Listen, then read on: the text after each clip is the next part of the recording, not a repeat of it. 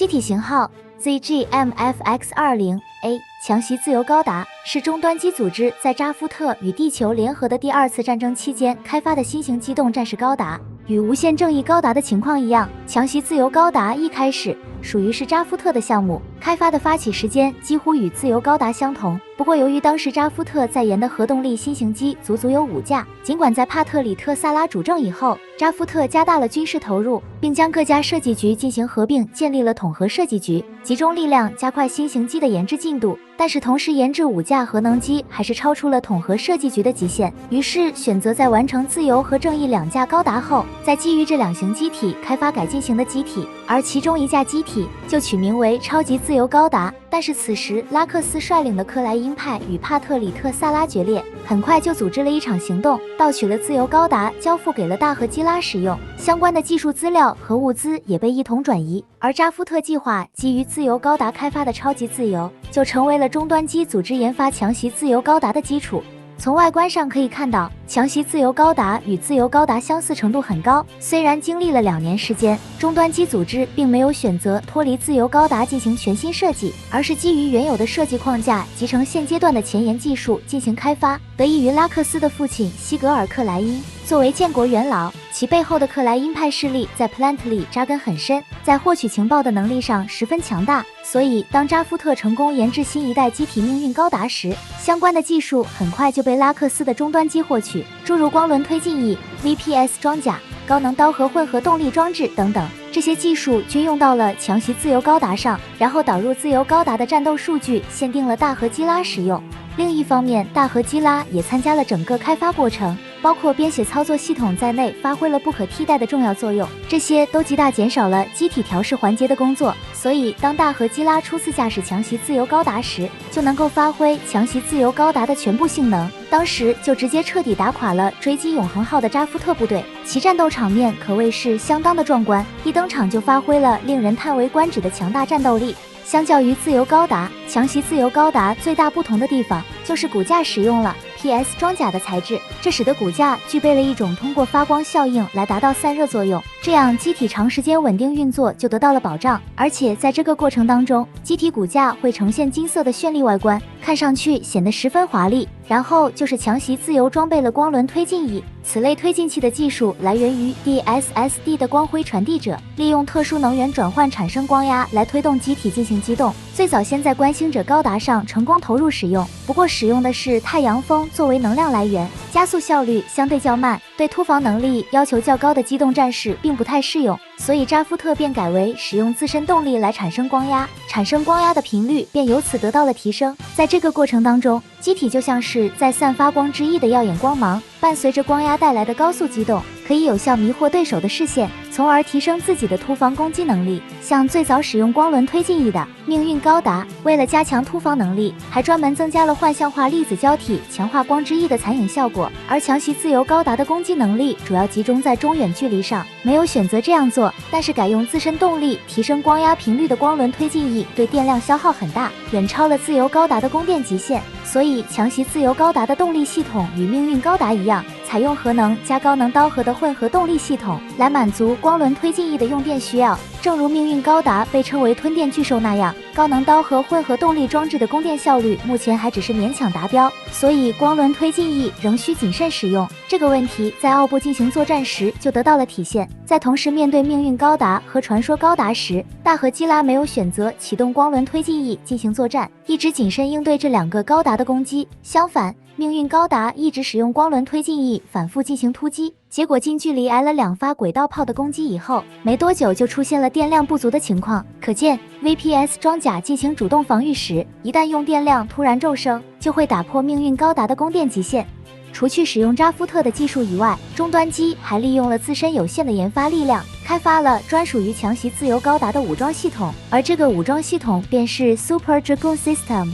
超级龙骑兵系统。其中的 Dragoon 是 Disconnected Rapid Armament Group Overlook Operation Network 的缩写，也就是分离式高速武装组合遥控网络。在上次大战中，扎夫特的神翼高达将龙骑兵系统发挥到了极致，其战斗力十分强大，令3件同盟吃到了不少苦头。为此，终端机组织也跟进龙骑兵系统的研发，为即将到来的大战做好准备。其选用的平台自然就放在了强袭自由高达上，然后以光轮推进翼的结构为基础，融合了 AQFU3X 型超级龙骑兵武装系统，外形上看起来与自由高达的能动弹性翼存在几分相似，但武装上不再是2门 M100型高能光束炮，而是8座由超级龙骑兵系统控制的 MA80V 型光束突击炮。除了发射光束进行远距离攻击之外，还能在炮口形成光刃对敌进行刺突攻击。由于突击炮台没有设置方向舵，不方便在重力环境下进行操纵和回收，所以超级龙骑兵系统的使用场景也就被局限在了宇宙当中。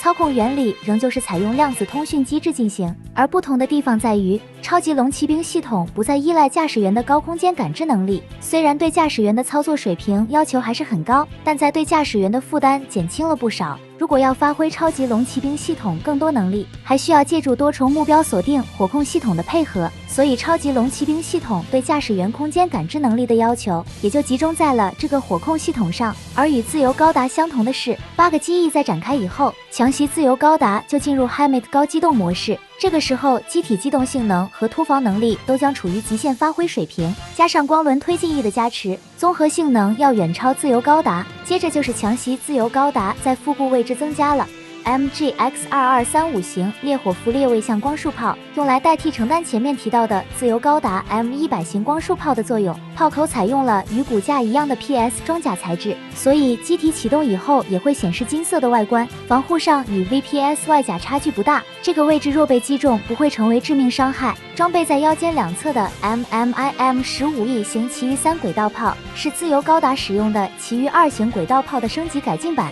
威力上有所提升，结构上没有采用自由高达的折叠方式，炮管有所缩短，但弹丸的初速并没有因此降低。同时将轨道炮与机体的连接结构进行了调整，可以将轨道炮挪到后腰的位置，这样就留出了空间位置，用来容纳手持的步枪装备，从而方便机体改用光束剑进行接近战。而强袭自由高达使用的这个步枪装备是2把 MAM21KF 型高能光束步枪，基于自由高达使用的天狼型高能光束步枪改进而来，但没有采取使用与无限正义高达一样的天狼座改进型步枪。得益于基础元件性能的提升，这把步枪的射速和出力等基础性能都得到了加强，而且该枪还有一个特点，可以将2把组合成1把长枪，来进一步提升威力和有效射程，然后用于进行远距离的精确射击。为此还增加了可伸缩的枪托结构，来方便机体手持使用进行射击，从而加大了执行战术任务的适用范围。近战武装方面，强袭自由高达在腰间装备了2把 MAM02G 型超级蝎虎座光束剑，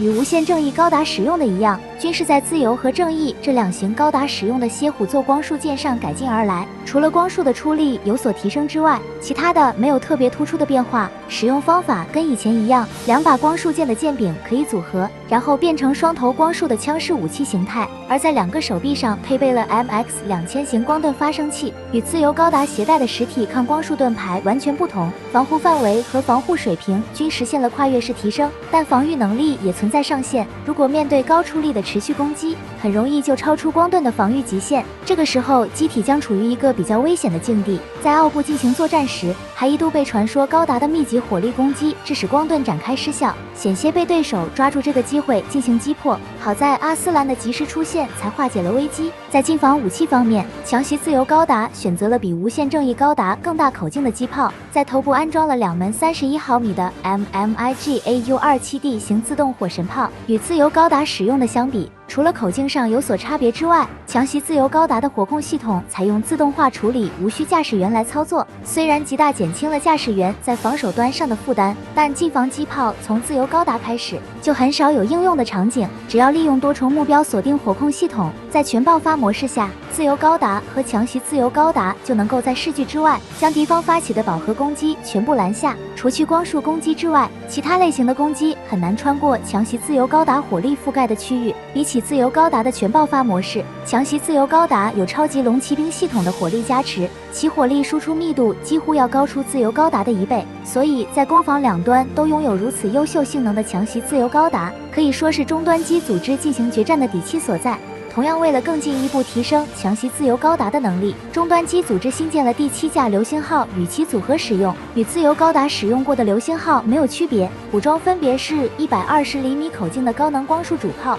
93.7厘米口径的高能光束副炮和77具60厘米口径的刺猬导弹发射装置，主炮炮口位置还有 MAX-200型大型光束舰，来专门用于对付战舰等类型的大型目标。而自身动力和能量的来源是由强袭自由高达提供，并且能够在强袭自由高达的全爆发模式下发起饱和攻击。虽然全爆发模式仍不足以支持连续使用，但这样的火力密度足够给予对方造成一次重大打击。如果对方应对不佳，将有可能会被直接打垮，被迫撤退放弃战斗。当然，流星号还存在一些缺点难以克服，其中最重要的就是流星号其庞大的身躯机动不太灵活，遇到 ACE 级别的驾驶员驾驶的机动战士时，将难以进行接近战。这个在自由高达与神翼高达的交战过程当中就得到了体现。所以在弥赛亚战役时，当大和基拉要再一次面对接近战时，便提前与流星号脱离，直接以强袭自由高达单个机体进行作战。最后，关于在接近战的机动能力方面，强袭自由高达也像无限正义高达那样，通过增加推进器的喷口来提升机体的机动能力，其中在脚踝和光轮推进翼位置上都有所增加，剩下的驾驶舱位置配备了简易起降机，来满足驾驶员在野外环境进出驾驶舱的需要。至此，从强袭自由高达登场以来，就一直处于力压群雄的存在，而大和基拉仿佛就像是一个战力天花板，难以挑战。虽然遇到了真飞鸟和雷两位强有力的对手，但也只有在对方联手的状态下，才对自己造成实质性的威胁。可见，在经历上次大战以后，其实力已经是登峰造极的水平，一度也因此被人们封为机神。这也把本来属于主角戏份的真飞鸟给压制了下去。而作为最终对手的雷，虽然与克鲁泽同为木父亲的克隆体，能力和身体素质也基本处于同一个水平，但雷在弥赛亚战役与大和基拉交战时，与第二次亚金杜维战役的克鲁泽有所不同。克鲁泽在驾驶神翼高达出击之前，就已经处于视死如归的状态，而且坚决执行自己准备的毁灭计划。如此疯狂的行径，怕是要将自己的能力逼上100%以上超负荷的发挥，这使得大和基拉必须在豁出性命的情况下，才将克鲁泽驾驶的神翼高达击败，取得胜利。所以当遇到同为克鲁泽的雷时，对已经战胜过克鲁泽的大和基拉而言，并不会因此而产生心理负担。面对雷驾驶的传说高达，熟悉了神翼高达攻击套路的大和基拉，那更是没有太大压力。于是在开始全力应对雷以后，立马将传说高达的龙骑兵系统的光束炮台一个个击破，最终以一个全爆发模式的攻击方式，将其驾驶的传说高达大破，使其丧失了战斗力，并将强袭自由高达的无伤记录就这样保持到了弥赛亚战役结束。